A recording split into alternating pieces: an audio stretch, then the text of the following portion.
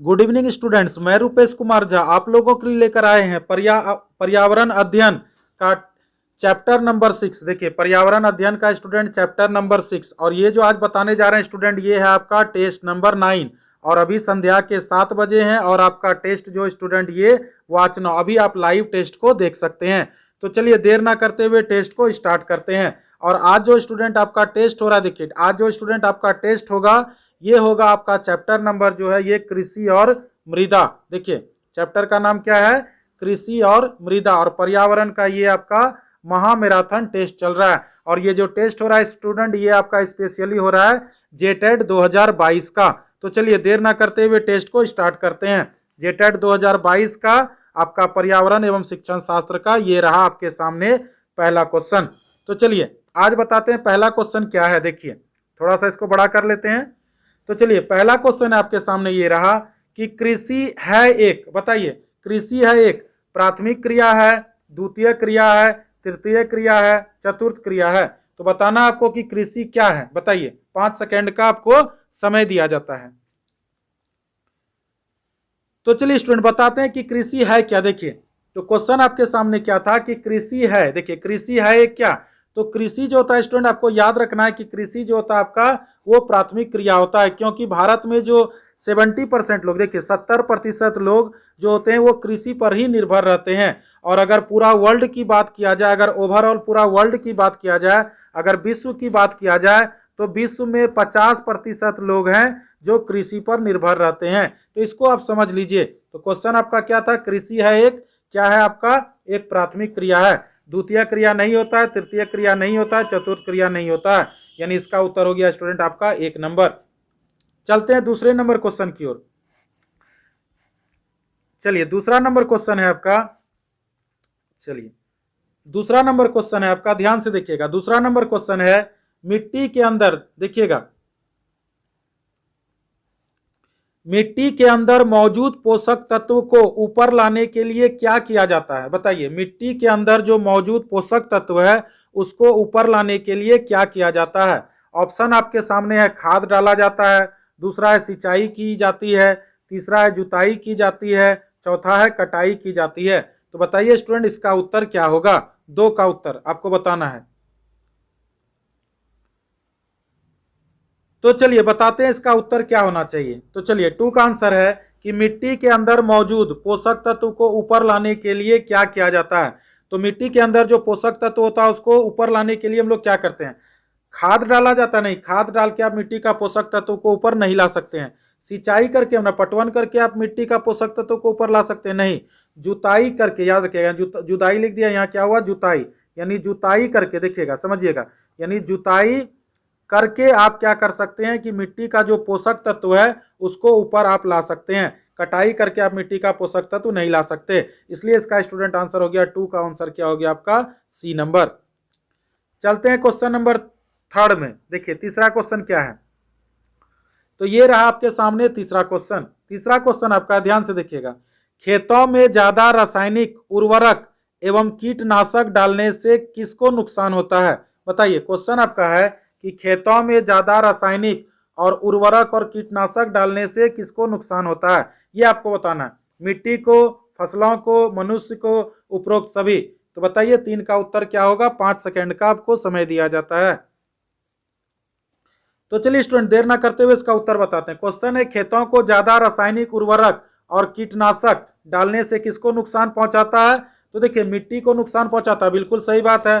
फसलों को नुकसान पहुंचाता है, ये भी बात सही है कि आप ज्यादा रासायनिक उर्वरक मतलब आप ज्यादा खाद दे दीजिएगा तो मिट्टी का भी नुकसान होगा, फसल का भी नुकसान होगा, मनुष्य को भी नुकसान होगा, यानी इसका उत्तर होगा स्टूडेंट उपरोक्त सभी, यानी 3 का आंसर क्या होगा आपका, 3 का आंसर होगा आपका डी नंबर। चलते हैं student 4 number question. 4 number question है आपका, देखिए 4 नंबर क्वेश्चन है आपका, बताइए कि नीम की सूखी पत्तियों का प्रयोग किया जाता है। तो चलिए बताइए नीम की सूखी पत्तियों का प्रयोग कहाँ किया जाता है। ऑप्शन आपके सामने है, बीजों या दानों के भंडारण के लिए, दूसरा है खरपतवार नाशक के रूप में, तीसरा है कीटनाशक के रूप में, चौथा है इनमें से कोई नहीं। तो बताइए स्टूडेंट इसका उत्तर क्या होगा 4 का।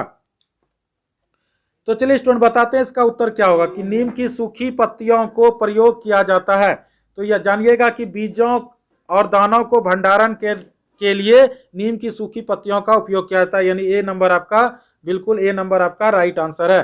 खरपतवार नाशक के रूप में नीम का पत्ता का उपयोग नहीं करते हैं, कीटनाशक के रूप में नहीं करते, इनमें से कोई नहीं तो होगा नहीं, यानी इसका उत्तर होगा स्टूडेंट आपका ए नंबर। नीम की सूखी पत्तियों का प्रयोग हम लोग बीजों या दानों के भंडारण के लिए करते हैं। चलते हैं 5 नंबर क्वेश्चन। 5 नंबर क्वेश्चन है आपका, ध्यान से देखिएगा। भारत में, देखिएगा ध्यान से, भारत में किस भाग में स्थानांतरित खेती, बताइए। स्थानांतरित खेती को ही हम लोग क्या कहते हैं स्टूडेंट, याद रखिएगा। स्थानांतरित खेती को हम लोग क्या कहते हैं, झूम खेती कहते हैं, याद रखिएगा। स्थानांतरित खेती को हम लोग क्या कहते हैं, झूम खेती। तो क्वेश्चन यहाँ पूछ रहा है कि भारत में किस भाग में स्थानांतरित खेती को झूम कृषि के नाम से जाना जाता है। तो ऑप्शन है आपका पश्चिमोत्तर, दक्षिण, पूर्वोत्तर, उत्तर। तो बताइए स्टूडेंट इसका उत्तर क्या होगा। तो चलिए स्टूडेंट बताते हैं आपको कि भारत के किस भाग में स्थानांतरित कृषि को झूम कृषि के नाम से जाना जाता है। तो क्या पश्चिमोत्तर में जाना जाता, नहीं, बिल्कुल गलत। दक्षिण में जाना जाता, नहीं, पूर्वोत्तर भाग में, याद रखिएगा। पूर्वोत्तर भाग में क्या होता है कि स्थानांतरित कृषि को किसान लोग झूम कृषि के नाम से जानते हैं। तो चलिए बताते हैं झूम कृषि होता क्या है। तो चलिए स्टूडेंट, अभी हमने बताया आपको, ध्यान से देखिएगा। तो चलिए स्टूडेंट, हमने फिर से एक बार रिपीट करते हैं कि भारत के किस भाग में स्थानांतरित कृषि को झूम कृषि के नाम से जाना जाता है। तो पश्चिमोत्तर बिल्कुल गलत है, दक्षिण बिल्कुल गलत है, पूर्वोत्तर। अब झूम खेती है क्या स्टूडेंट, वो बताते हैं। तो देखिए, मिजोरम में, याद रखिएगा, झूम खेती कहाँ होता है, मिजोरम में, याद रखिएगा। झूम खेती कहाँ होता है आपका, मिजोरम में। मिजोरम में मिजो भाषा बोली जाती है। यहाँ का 3/4 भाग लोग, 3/4 भाग लोग कहाँ पर रहते हैं स्टूडेंट आपका, जंगल में रहते हैं, याद रखिएगा। 3/4 भाग कहाँ पर लोग रहते हैं, जंगल में। अब देखिए, मिजोरम में मिजो भाषा बोली जाती है, यहाँ का 3/4 लोग जंगल में रहते हैं, और यहाँ की मुख्य फसल स्टूडेंट क्या है, याद रखिएगा। यहाँ का मुख्य फसल आपका क्या है, फसल चावल है, याद रखिएगा। मुख्य फसल यहाँ का क्या है आपका, चावल है। और यह खेती की लॉटरी निकाली जाती है। जमीन को साझा मानकर सभी लोगों को बारी बारी उस जमीन पर खेती करने का अवसर मिलता है। मिजोरम में बांस के बर्तन बनाए जाते हैं, याद रखिएगा। मिजोरम में आपका क्या बनाया जाता है स्टूडेंट, बांस के बर्तन, याद रखिएगा। बांस के बर्तन बनाए जाते हैं, याद रखिएगा। ये सब चीज याद रखिएगा, सारा इंपॉर्टेंट चीज, बर्तन बनाए जाते हैं। झूम खेती मिजोरम में होती है। तो इसका उत्तर स्टूडेंट आपका क्या हो गया कि भारत के किस भाग में स्थानांतरित कृषि को झूम खेती कहते हैं, पूर्वोत्तर में, यानी 5 का आंसर हो गया सी नंबर। चलते हैं student 6 number question. 6 number question आपके सामने ये रहा, देखिए। 6 नंबर क्वेश्चन है कि रेशम के कीड़े, देखिए क्वेश्चन है आपका कि रेशम, देखिए क्वेश्चन है आपका, रेशम के कीड़ों को किस पेड़ पर पाला जाता है। ऑप्शन है आपका जामुन, इमली, बबूल, शहतूत। बताइए 6 का उत्तर क्या होगा कि रेशम के कीड़ों को किस पर पेड़ पर पाला जाता है। तो चलिए स्टूडेंट बताते हैं। देखिए, रेशम के कीड़ों को किस पेड़ पर पाला जाता है, जामुन के पेड़ पर, नहीं। जामुन के पेड़ पर पाला जाता है, नहीं, बिल्कुल गलत उत्तर है। इमली पर नहीं, बबूल पर नहीं, यानी शहतूत के पेड़, याद रखिएगा। यानी शहतूत के पेड़ पर रेशम के कीड़ों को पाला जाता है, यानी 6 का आंसर हो गया स्टूडेंट डी नंबर। चलते हैं student 7 number question. 7 number question है आपका, बताइए कि निम्न में से नकदी फसल कौन सी है। नकदी फसल के बारे में आपको बताना है। ऑप्शन है आपका चाय, काजू, रबड़, सभी। बताइए नकदी फसल इनमें से कौन है। तो चलिए स्टूडेंट बताते हैं, नकदी फसल के बारे में आपको बताना है। तो चलिए, नकदी फसल आपका चाय होता है, बिल्कुल आपका सही बात है। काजू होता है, बिल्कुल सही बात है आपका। रबड़ होता है, ये तीनों स्टूडेंट आपका क्या होता है, नकदी फसल, याद रखिएगा। ये सब क्या होता है आपका, नकदी फसल होता है, यानी नगद आप इसको बेच सकते हैं, यानी इसका उत्तर होगा स्टूडेंट सभी, यानी आपका आंसर होगा डी नंबर, डी नंबर। चलते हैं student 8 number question. 8 number question है आपका, ध्यान से देखिएगा। निम्न में से औसत्य कथन क्या है। औसत्य कथन यानी गलती ढूंढना है। ऑप्शन आपका है, देखिए पहला है प्राकृतिक रेशे जानवर और पेड़ पौधों से मिलते हैं। दूसरा ऑप्शन है आपको पश्मीना और अंगोरा ऊन पेड़ से प्राप्त की जाती है। तीसरा है रेशम एक प्रकार का प्रोटीन है। चौथा है एक्रोलिक को कृत्रिम ऊन कहते हैं। तो बताइए स्टूडेंट इसका उत्तर क्या होगा। तो चलिए स्टूडेंट, आप सबसे पहले सत्य कथन को ढूंढना, यहाँ असत्य बोल रहा है तो हम लोग को पहले सत्य कथन ढूंढना है, ठीक है, तब उसके बाद बता। देखिए, प्राकृतिक रेशे जानवर और पेड़ पौधे से मिलते हैं, बिल्कुल सही बात है। पश्मीना और अंगोरा ऊन पेड़ से प्राप्त होता है, देखिए नहीं, ये तो बकरी से प्राप्त होता है, बकरी का जो बाल गर्मी में गिरता है ना स्टूडेंट, उसी से पश्मीना शॉल बनता है, और एक पश्मीना शॉल को बनाने में आपका 250 घंटा लगता है। 6 स्वेटर के बराबर आपका एक साल में गर्मी होता है, याद रखिएगा। तो ये आपका गलत है। रेशम एक प्रकार का प्रोटीन है, बिल्कुल सही बात है। एक्रोलिक को कृत्रिम ऊन कहते हैं, ये भी बात आपका सही है। यानी आपका असत्य कथन स्टूडेंट आपका क्या हो गया, बी नंबर, यानी 8 का उत्तर आपका क्या हो गया, बी नंबर। चलते हैं student 9 number question. 9 number question आपके सामने ये रहा। देखिए क्वेश्चन है आपका कि बताइए निम्न में से, देखिए निम्न में से कौन सा कारक मृदा के निम्नीकरण के लिए उत्तरदायित्व है। ऑप्शन है वनोन्मूलन, अतिचारण, उर्वरकों और कीटनाशकों का प्रयोग, बांध और भिन्न भिन्न फसलें उगाना। तो बताइए स्टूडेंट 9 का उत्तर क्या होगा। चलिए ऑप्शन आपके सामने 1 2 3, 1 3 4 5, 3 4 5, 1 2 3 4 5। तो बताइए स्टूडेंट 9 का उत्तर क्या होगा। तो चलिए बताते हैं 9 का उत्तर क्या होगा। यानी बोल रहा है कौन से कारक मृदा के निम्नीकरण के लिए उत्तरदायित्व है। तो चलिए वनोन्मूलन बिल्कुल सही बात है, अतिचारण बिल्कुल सही बात है, उर्वरक और कीटनाशकों का प्रयोग बिल्कुल बात सही है। आपका मृदा के निम्नीकरण के लिए बांध आपका कारक नहीं, गलत है। भिन्न भिन्न फसलें ये आपका मृदा कारक के लिए उत्तरदायित्व नहीं है। यानी 1 2 3 स्टूडेंट देखिए किसमें आपका है, तो 1 2 3 आपका ए नंबर में है, यानी इसका उत्तर होगा आपका ए नंबर। चलते स्टूडेंट 10 नंबर। देखिए ये स्टूडेंट आपका 40 क्वेश्चंस का टेस्ट है। आज जो टेस्ट आपका स्टूडेंट चल रहा है 9, ये कितना का है, 40 क्वेश्चंस का टेस्ट है। यानी आज आपको 40 क्वेश्चंस का टेस्ट देना होगा। तो चलते स्टूडेंट आपका 10 नंबर क्वेश्चन। 10 नंबर क्वेश्चन है आपका, रुकिए इसको बड़ा कर लेते हैं पहले। 10 नंबर क्वेश्चन है आपका कि निम्न में से किन मृदा को कपासी मृदा कहते हैं। यानी आपको कपासी मृदा कहना है, लाल, जलोढ़, काली, लेटराइट। बताइए स्टूडेंट कि कौन सी मृदा को कपासी मृदा कहते हैं। बताइए 10 का उत्तर क्या होगा। तो चलिए स्टूडेंट कपासी मृदा जो कहते हैं आपका, आप किसको कहते हैं याद रखिएगा। कपासी मृदा जो कहते हैं स्टूडेंट, काली मृदा को कपासी मृदा कहते हैं। कौ से काली, कौ से कपासी मृदा। यानी आपका 10 का उत्तर क्या होगा स्टूडेंट, सी नंबर। चलते हैं 11 नंबर। 11 number question. 11 नंबर आपका क्वेश्चन है, बताइए MS स्वामीनाथन। क्वेश्चन है आपका, ध्यान से देखिएगा।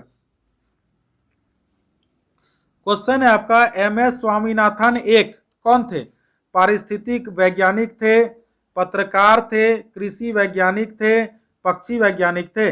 बताइए MS स्वामीनाथन कौन थे, ये आपको बताना है।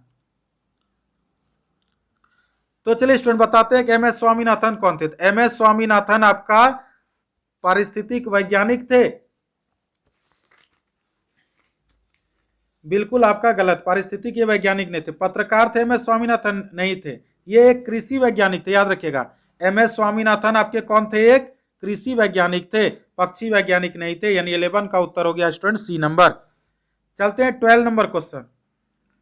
12 नंबर क्वेश्चन है आपका, एगमार्क का संबंध है। बताइए एगमार्क का संबंध किससे है, गुणवत्ता से, पैकेजिंग से, संसाधन से, उत्पादन से। बताइए इसका उत्तर क्या होगा।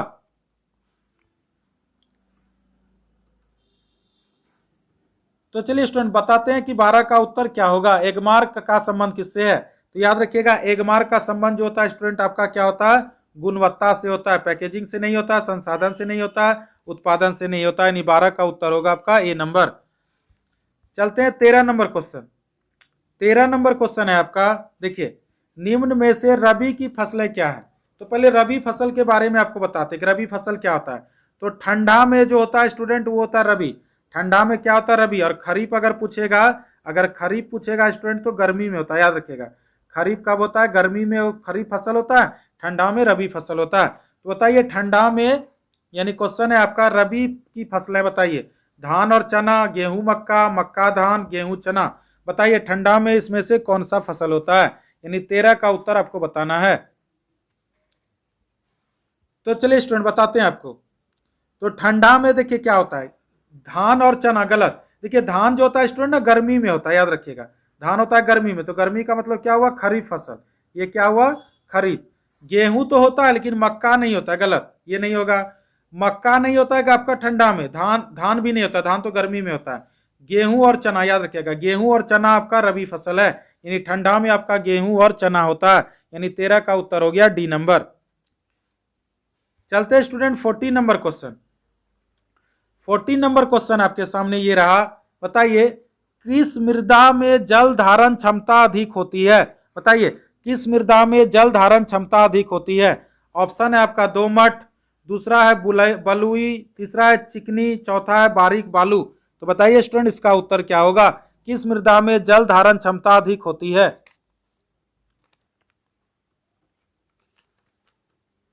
तो चलिए बताते हैं इसका उत्तर क्या होगा। तो देखिए लिखा है किस मृदा में जल धारण क्षमता अधिक होती है, तो दोमट में होती नहीं, बलुई में होती नहीं, आपका चिकनी में होती, याद रखिएगा। यानी चिकनी में जो होता है मृदा में जल धारण क्षमता, यानी चिकना में क्या होगा, जल धारण क्षमता अधिक होती है, बारीक बालू में नहीं होगा, यानी 14 का उत्तर क्या होगा, सी नंबर। चलते student 15 number question. 15 number question आपके सामने ये रहा कि भारत में हरित क्रांति का जनक कहा जाता है, बताइए भारत में हरित क्रांति का जनक कौन है। ऑप्शन है आपका प्रोफेसर बीरबल साहनी, दूसरा आपका एम.एस. स्वामीनाथन, तीसरा प्रोफेसर M.O.P. अयंगर, चौथा है डॉक्टर वी कुरियन। बताइए स्टूडेंट 5 सेकंड का समय दिया था, इसका उत्तर क्या होगा।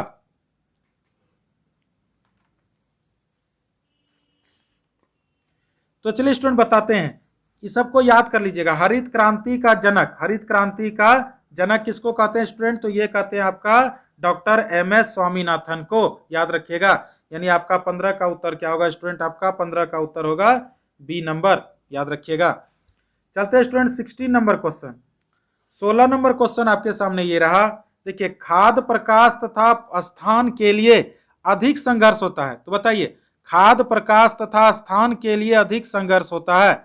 ऑप्शन आपका है नजदीक संबंधित जातियों के मध्य जो एक ही स्थान में उग रही है, दूसरा आपका नजदीकी संबंधित जातियों के मध्य भिन्न स्थानों में उग रही हो, तीसरा है दूर से संबंधित जातियों के मध्य जो एक ही स्थान में उग रही हो, और चौथा आपका है दूर से संबंधित जातियों के मध्य जो भिन्न स्थानों में उग रही हो। तो बताइए स्टूडेंट इसका उत्तर क्या होगा।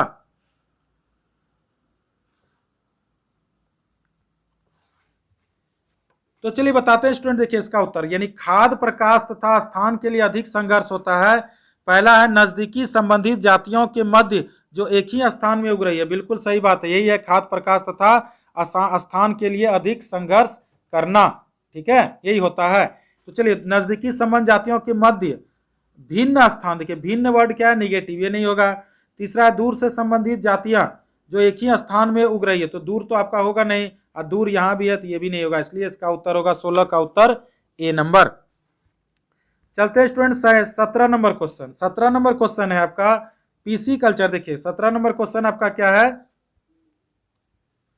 पीसी कल्चर क्या है, बताइए पीसी कल्चर क्या है। मधुमक्खी पालन, मछली पालन, मुर्गी पालन, इनमें से कोई नहीं। बताइए इसका उत्तर क्या होगा 17 का। तो चलिए स्टूडेंट बताते हैं, पीसी कल्चर जो होता है, देखिए पीसी कल्चर जो होता है स्टूडेंट आपका, देखिए मधुमक्खी पालन नहीं, मधुमक्खी पालन जो होता है स्टूडेंट इसको हम लोग क्या कहते हैं, एपी कल्चर। मधुमक्खी पालन को हम लोग क्या कहते हैं, एपी कल्चर, याद रखिएगा। पीसी कल्चर कहते हैं स्टूडेंट मछली पालन को हम लोग क्या कहते हैं, पीसी पालन। मुर्गी पालन को पीसी पालन नहीं कहते, इनमें से कोई नहीं होगा नहीं, यानी 17 का उत्तर बी नंबर होगा। चलते हैं student 18 number question. 18 number question आपके सामने ये रहा, ध्यान से देखिएगा। 18 नंबर क्वेश्चन है आपका कि निम्न में से किस में उद्यान कृषि का अध्ययन किया जाता है, यानी उद्यान कृषि का अध्ययन किया जाता है, बताइए। तो बताइए किस में, बॉटनी में, हॉर्टिकल्चर में, जियोलॉजी में, एनाटॉमी में। बताइए स्टूडेंट इसका उत्तर क्या होगा, 18 का उत्तर।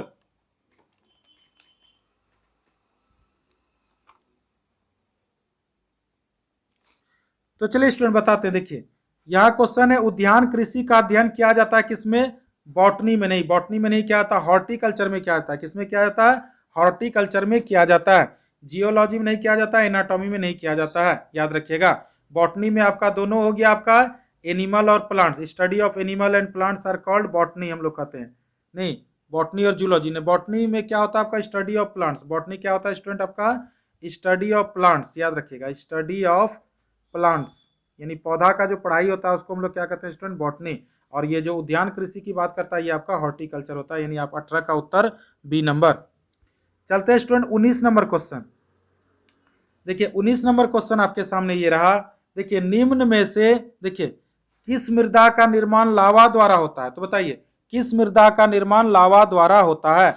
ऑप्शन है आपका लाल मिट्टी, काली मिट्टी, जलोढ़ मिट्टी, लेटराइट मिट्टी। बताइए इसका उत्तर क्या होगा?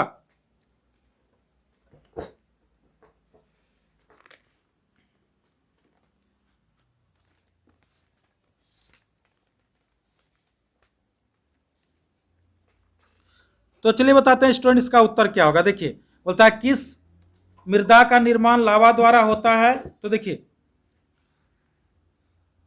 लाल मिट्टी, देखिए लाल मिट्टी होगा नहीं, मृदा का निर्माण लावा द्वारा लाल मिट्टी से नहीं होता है, यानी इसका उत्तर होगा स्टूडेंट काली मिट्टी। काली मिट्टी के द्वारा आपका मृदा का निर्माण लावा द्वारा होता है। जलोढ़ मिट्टी नहीं होगा, लेटराइट मिट्टी नहीं होगा, यानी इसका उत्तर स्टूडेंट आपका क्या होगा? B number. चलते हैं student 20 number question. 20 number question है आपका, ध्यान से देखिएगा। 20 नंबर आपका क्वेश्चन है,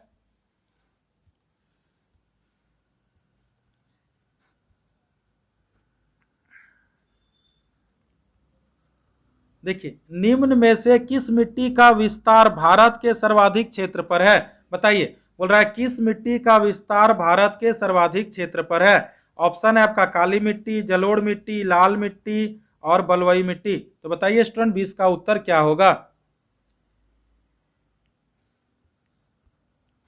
तो चलिए बताते हैं किस मिट्टी का विस्तार भारत के सर्वाधिक क्षेत्र पर हुआ है, तो ये आपको बताना है।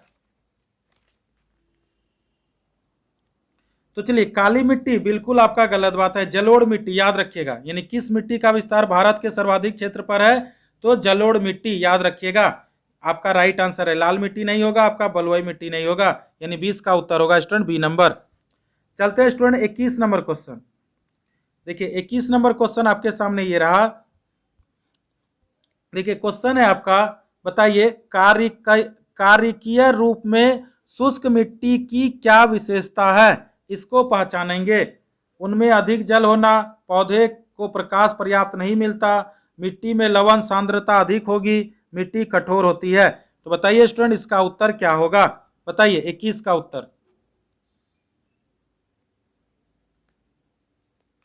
तो चलिए बताते हैं स्टूडेंट इसका उत्तर क्या होगा। कार्यकयी रूप से, देखिए कार्यकयी रूप से शुष्क मिट्टी की क्या विशेषता है? तो उनमें से अधिक जल होना, नहीं, गलत बात है। पौधे को पर्याप्त प्रकाश, नहीं, नहीं तो ऐसे वर्ड निगेटिव होता है। मिट्टी में लवण सांद्रता अधिक होगी, बिल्कुल आपका राइट आंसर है। यानी 21 का आंसर क्या होगा स्टूडेंट? सी नंबर। मिट्टी कठोर होती है, कठोर तो आपका निगेटिव वर्ड है, यानी 21 का उत्तर होगा सी नंबर। चलते हैं स्टूडेंट 22 नंबर क्वेश्चन। देखिए 22 नंबर क्वेश्चन आपके सामने ये रहा। देखिए 22 नंबर क्वेश्चन है, हरे खाद से तात्पर्य है? बताइए हरे खाद से क्या तात्पर्य है? फसलों में कृमि नाशक डालना, दूसरा है लेगुमिनियस पौधों को हरी फसल उगाना, तीसरा है आपका मिट्टी में अपघटित कार्बनिक पदार्थ मिलाना, और चौथा आपका है फसलों में ताजा बने पेस्टिसाइड डालना। तो बताइए स्टूडेंट इसका उत्तर क्या होगा? हरी खाद से क्या तात्पर्य है? तो चलिए स्टूडेंट बताते हैं हरी खाद से क्या तात्पर्य। फसलों में कृषि नामक नाशक डालना, नहीं, ये आपका गलत है, ये नहीं होगा आपका। लेगुमिनियस पौधों को हरी फसल उगाना, बिल्कुल आपका सही बात है। तीसरा है मिट्टी में अपघटित, और वर्ड जहां होगा निगेटिव होता है। फसलों में ताजा बने पेस्टिसाइड डालना, नहीं, पेस्टिसाइड हम लोग नहीं डालते हैं। हरी खाद से तात्पर्य है कि लेगुमिनियस पौधों को हरी फसल उगाना, यानी 22 का उत्तर स्टूडेंट हो गया बी नंबर। चलते student 23 number question. 23 number question आपके सामने ये रहा। देखिए क्वेश्चन है, भारत में कृषि को प्रभावित करने वाला मौसम का सबसे महत्वपूर्ण तत्व क्या है? बताइए कृषि को प्रभावित करने वाला महत्वपूर्ण तत्व आपको बताना है। ऑप्शन है आपका तापमान, आर्द्रता, पतन, वृष्टि। बताइए इसका उत्तर क्या होगा? तो चलिए स्टूडेंट बताते हैं इसका उत्तर क्या होगा।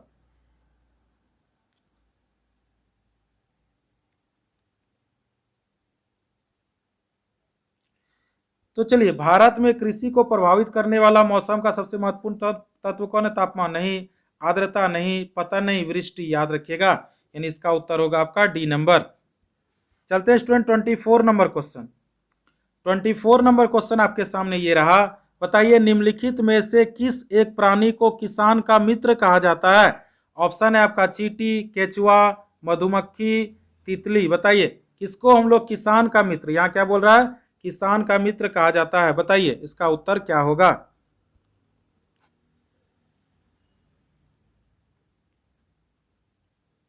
तो चलिए स्टूडेंट बताते हैं। किसान का मित्र चींटी को कहा जाता नहीं, चींटी को कहा जाता नहीं, केचुआ को कहा जाता है। याद रखिएगा, केचुआ को किसानों का मित्र कहा जाता है। मधुमक्खी नहीं होगा, तितली नहीं होगा। यानी 24 का उत्तर होगा स्टूडेंट आपका बी नंबर।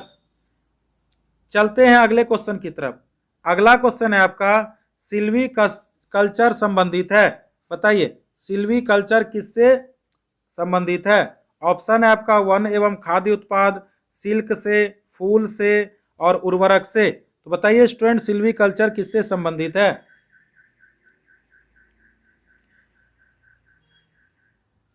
तो चलिए स्टूडेंट बताते हैं सिल्वी कल्चर किससे संबंधित है। तो सिल्वी कल्चर जो आपका संबंधित है ये स्टूडेंट आपका वन एवं वन्य उत्पाद से संबंधित है। सिल्क से नहीं है संबंधित, फूल से नहीं है और ना ही उर्वरक से है। यानी इसका उत्तर होगा 25 का उत्तर ए नंबर। चलते हैं स्टूडेंट 26 नंबर। देखिए आज जो स्टूडेंट हो रहा है आपका 40 क्वेश्चंस का टेस्ट, याद रखिएगा। टोटल आपका क्वेश्चंस कितना है स्टूडेंट? आज 40 क्वेश्चंस। 40 क्वेश्चंस का टेस्ट है आपका कृषि और मृदा में। चलिए, और अभी तक अगर आप जेटेट का, देखिए जेटेट का स्पेशल नोट्स, अगर आप जेटेट का स्पेशल नोट्स अभी तक परचेज नहीं किए हैं तो आप केवल 500 रुपया में हमारे यूट्यूब चैनल टॉनिक क्लासेस में आप जेटेट का स्पेशल नोट्स को परचेज कर सकते हैं। तो चलिए स्टूडेंट बताइए, झूम खेती होती है। बताइए झूम खेती कहाँ होती है? केरल में, बिहार में, मेघालय में, तमिलनाडु में। बताइए कहाँ होती है झूम खेती?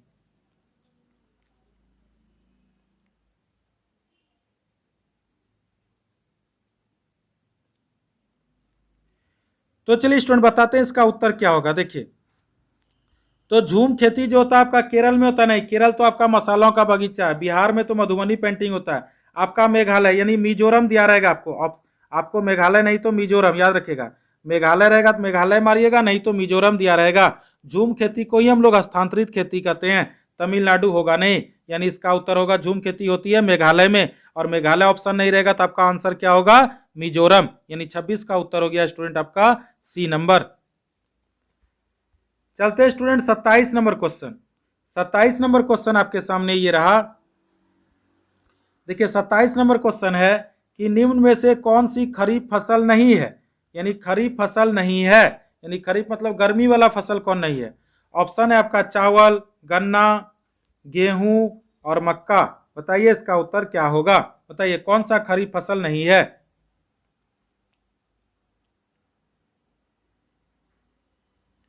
तो चलिए स्टूडेंट बताते हैं इसका उत्तर क्या होना चाहिए। देखिए बताते हैं। तो देखिए चावल आपका क्या है? खरीफ फसल है। देखिए चावल आपका क्या है स्टूडेंट? आपका खरीफ फसल है। पहले खरीफ फसल कौन कौन है ये बताते हैं।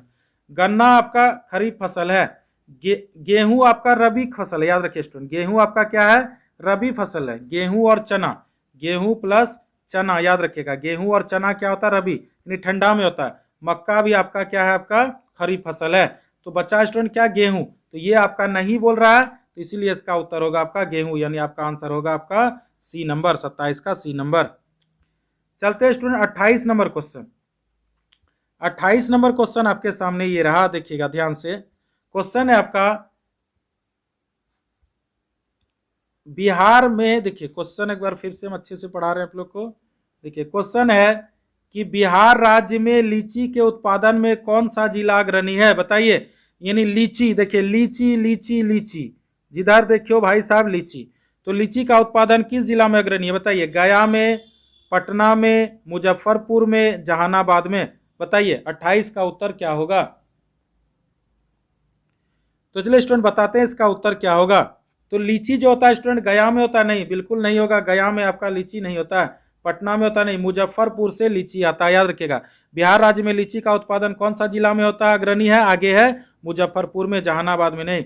होता सब जगह है, लेकिन सबसे ज्यादा आपका लीची जो होता है स्टूडेंट आपका मुजफ्फरपुर में होता है, जो बिहार में पाया जाता है। यानी 28 का उत्तर स्टूडेंट होगा सी नंबर। चलते हैं student 29 number question. 29 number question है, बताइए कि निम्नलिखित में से रबी फसल कौन सी है। रबी फसल बताना। रबी का मतलब क्या होता है स्टूडेंट, जो ठंडा में होता है। बताइए, ऑप्शन है आपका चावल, दूसरा है आपका चना, देखिए तीसरा आपका मूंगफली, चौथा है आपका कपास। तो बताइए स्टूडेंट इसका उत्तर क्या होगा। बताइए, आपके सामने 4 ऑप्शन है। रबी फसल, रबी फसल मतलब ठंडा में जो होता है। तो चलिए स्टूडेंट देखिए, चावल जो होता है, देखिए अब यहां बताते हैं आपको। चावल जो होता है स्टूडेंट ना, ये खरीफ फसल होता है। चावल क्या होता है, खरीफ मतलब गर्मी में होता है, याद रखिएगा खरीफ। चना आपका रबी होता है, चना आपका क्या होता है, रबी होता है, याद रखिएगा चना आपका होता है रबी। मूंगफली आपका होता है स्टूडेंट खरीफ होता है, कपास आपका क्या होता है, खरीफ होता है। तो रबी फसल इनमें से कौन है, तो चना है, यानी 29 का उत्तर होगा बी नंबर। चलते हैं student 30 number question, 30 number question.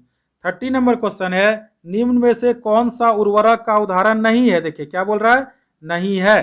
तो बताइए उदाहरण नहीं है।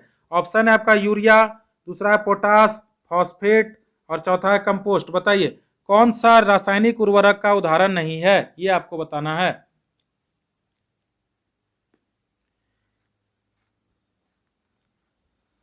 तो चलिए स्टूडेंट बताते हैं 20 का उत्तर क्या होगा। तो देखिए रासायनिक उर्वरक कौन कौन है, पहले देखिए। यूरिया आपका रासायनिक उर्वरक है, यूरिया आपका क्या है, रासायनिक उर्वरक है। पोटास आपका रासायनिक उर्वरक है। फॉस्फेट आपका रासायनिक उर्वरक है। यानी कंपोस्ट जो होता है स्टूडेंट, ये आपका रासायनिक उर्वरक नहीं होता है। यानी 30 का उत्तर होगा आपका डी नंबर, याद रखिएगा। चलते हैं student 31 number question. 31 number question है आपका, देखिएगा ध्यान से। 31 नंबर क्वेश्चन है आपका, निम्नलिखित में से कौन वायुमंडल की स्वतंत्र नाइट्रोजन का स्थिरीकरण करता है। बताइए, यानी स्वतंत्र नाइट्रोजन का स्थिरीकरण कौन करता है। नीली, हरी, शैवाल, प्रोटोजोआ, कवक, वायरस। बताइए इसका उत्तर क्या होगा 31 का। तो चलिए स्टूडेंट बताते हैं कि कौन वायुमंडल की स्वतंत्र नाइट्रोजन का स्थिरीकरण करता है। तो नीली और हरी शैवाल, याद रखिएगा नीली और हरी शैवाल जो होता है वायुमंडल की स्वतंत्र नाइट्रोजन का स्थिरीकरण का कारक करता है। प्रोटोजोआ आपका नहीं होगा, कवक नहीं होगा, वायरस नहीं होगा। यानी आपका 31 का उत्तर हो गया आपका स्टूडेंट ए नंबर। चलते हैं student 32 number question, 32 number question. 32 number आपका क्वेश्चन है, देखिए भारत में किस क्षेत्र में स्थानांतरित खेती करने का रिवाज है। स्थानांतरित खेती, इसी को हम लोग स्टूडेंट क्या कहते हैं, झूम खेती, याद रखिएगा। इसी को हम लोग क्या कहते हैं, झूम खेती कहते हैं, याद रखिएगा। चलिए तो बताइए, उत्तर पूर्वी क्षेत्र में, दक्षिणी क्षेत्र में, उत्तर पश्चिम क्षेत्र में, दक्षिणी पूर्वी क्षेत्र में। बताइए इसका उत्तर हमने पहले भी बता चुका हूं, बताइए। तो चलिए स्टूडेंट बताते हैं आपको, स्थानांतरित खेती जिसको हम लोग झूम खेती कहते हैं, तो झूम खेती होता है आपका उत्तर पूर्वी क्षेत्र में। उत्तर पूर्वी क्षेत्र आपका कहाँ है स्टूडेंट, आपका मिजोरम, याद रखिएगा। मिजोरम में आपका झूम खेती होता है। मिजोरम अगर नहीं रहेगा तो आपका मेघालय, याद रखिएगा क्या होगा, मेघालय, याद रखिएगा। यानी दक्षिणी क्षेत्र में झूम खेती नहीं होता, उत्तर पश्चिम में नहीं होता, दक्षिणी पूर्व में नहीं होता। यानी 32 का उत्तर ए नंबर। चलते हैं student 33 number question. 33 number question है आपका, देखिए क्वेश्चन है आपका, ध्यान से देखिएगा कि हमारे देश के लगभग सभी भागों में, देखिए बहुत इजी क्वेश्चन है। बताइए, हमारे देश के लगभग सभी भागों में मिर्ची का उपयोग भोजन पकाने में किया जाता है। तो हमारे देश में मिर्ची को लाने वाले व्यवसायिक आए थे, कहां से आए थे, उज्बेकिस्तान से, दक्षिण अमेरिका से, अफगानिस्तान से, ऑस्ट्रेलिया से। बताइए इसका उत्तर क्या होगा 33 का।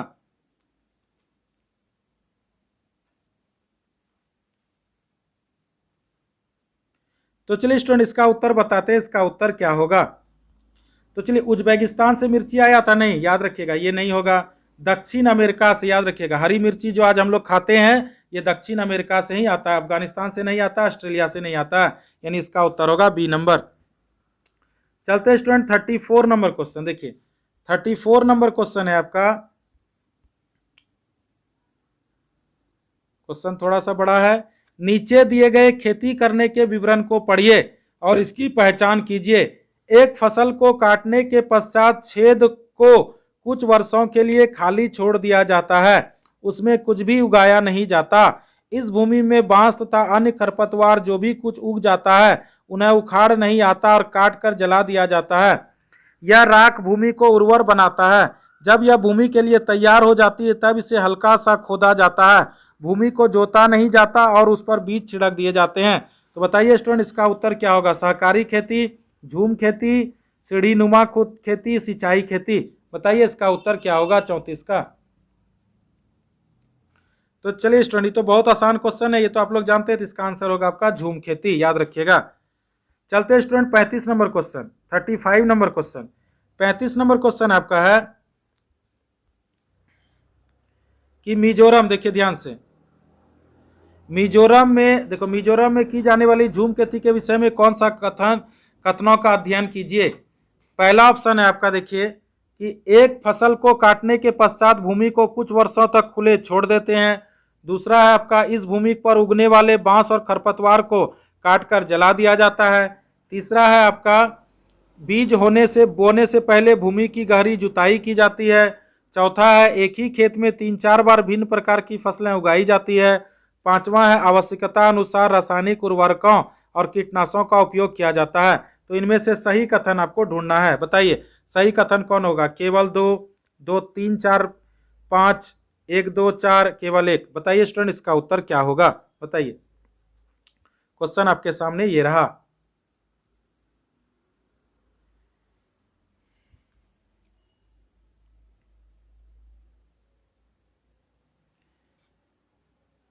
तो चलिए स्टूडेंट बताते हैं इसका उत्तर क्या होगा। देखिए, एक फसल काटने के बाद, देखिए एक फसल काटने के बाद भूमि को कुछ वर्षों तक खुले छोड़ देते हैं, बिल्कुल सही बात है। इस भूमि पर उगने वाले बांस और खरपतवार को काट कर जला दिया जाता है, बिल्कुल सही बात है। बीज बोने के पहले भूमि की गहरी जुताई होती है, नहीं स्टूडेंट गहरी जुताई नहीं होता, उसको भुरभुरा किया जाता है मिट्टी, ये नहीं होगा। चौथा आपका है, आवश्यकता अनुसार रासायनिक उर्वरकों ने एक ही खेत में 3-4 प्रकार के भिन्न प्रकार की फसलें उगाई जाती है, ये भी बात सही है। पांचवा है, आवश्यकता अनुसार रासायनिक उर्वरकों और कीटनाशकों का उपयोग किया जाता है, नहीं ये झूम खेती में नहीं किया जाता। यानी आप देखिए 1, 2, 4 किसमें स्टूडेंट? आपका 3 नंबर में। यानी 1, 2, 4 आपका किसका? 3 नंबर में, यानी इसका उत्तर होगा सी नंबर। चलते student 36 number question, 36 number question है, देखिएगा ध्यान से। बताइए कि कोई किसान की उर्वरकों और कीटनाशकों का दीप उपयोग करके अपने खेतों में बार बार धान का फसल उगा रहा है। ऐसा करने से उसके खेतों का मृदा क्या होगा? बताइए, अन्य फसलों के लिए भी उपजाऊ बन जाएगी, केवल धान की फसलों के लिए उपजाऊ रहेगी, जुताई के लिए उपयुक्त बन जाएगी, बंजर हो जाएगी। बताइए स्टूडेंट उत्तर क्या होगा? तो चलिए बताते हैं इसका उत्तर क्या होगा आपका। तो चलिए, कोई किसान की उर्वरक और कीटनाशकों का दीप उपयोग करके अपने खेतों को बार बार धान की फसल उगा रहा है। ऐसे करने से खेतों की मृदा क्या होगी? अन्य फसलों के लिए उपजाऊ बन जाएगी, नहीं गलत होगा। केवल धान, केवल भाई साहब जहां मिले उसको काट दीजिए। जुताई के लिए उपयुक्त बन जाती, जुताई लिखा है यहाँ, जुताई होगा, ये भी नहीं होगा, बंजर हो जाएगी। अगर बार बार ऐसा करने से क्या होगा स्टूडेंट? अगर बार बार एक ही फसल को उगा रहे हैं तो जमीन क्या हो जाएगी? बंजर हो जाएगी। यानी इसका उत्तर 36 का उत्तर डी नंबर। चलते हैं student 37 number question, 37 number question है आपका, देखिएगा ध्यान से कि बिहार राज्य के लोग, चलिए इसको थोड़ा सा बड़ा कर लेते हैं। देखिए क्वेश्चन है आपका कि बिहार राज्य के लोगों के लिए मधुमक्खी पालन शुरू करने की सबसे अच्छी अवधि कौन है? बताइए, बिहार राज्य में लोग मधुमक्खी का पालन करते हैं तो सबसे अच्छी अवधि आपको बताना है। जुलाई से सितंबर, अक्टूबर से दिसंबर, जनवरी से मार्च, अप्रैल से जून। बताइए स्टूडेंट इसका उत्तर क्या होगा 37 का?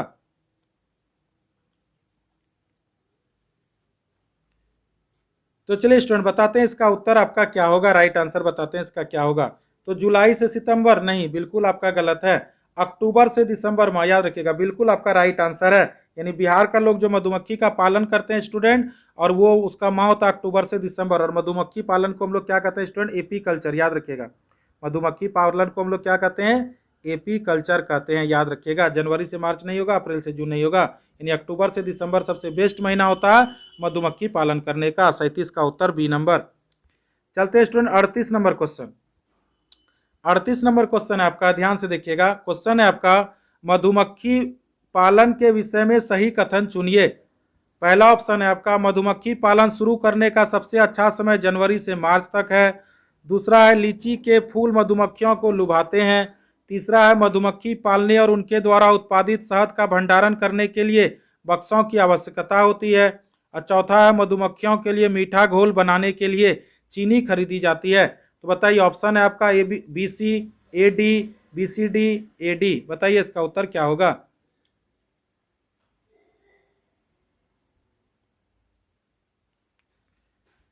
तो चलिए स्टूडेंट इसका उत्तर हम आपको बताते हैं, इसका उत्तर आपका क्या होगा। तो देखिए पहले चेक करते हैं इसका, मधुमक्खी पालन शुरू करने का सबसे अच्छा समय जनवरी से मार्च, गलत है। सबसे अच्छा समय क्या होता है स्टूडेंट आपका, अक्टूबर से लेके दिसंबर तक होता है। अभी तुरंत आपको हमने बताया पिछले क्वेश्चन में। लीची के फूल मधुमक्खियों को लुभाते हैं, बिल्कुल सही बात है। मधुमक्खी पालने और उनके द्वारा उत्पादित शहद का भंडारण करने के लिए बक्सों की आवश्यकता होती है, सही बात है। मधुमक्खियों के लिए मीठा घोल बनाने के लिए चीनी खरीदी जाती है, बिल्कुल सही बात है। यानी बी सी डी देखिए किसमें सही है आपका, सी नंबर में, यानी इसका उत्तर होगा सी नंबर।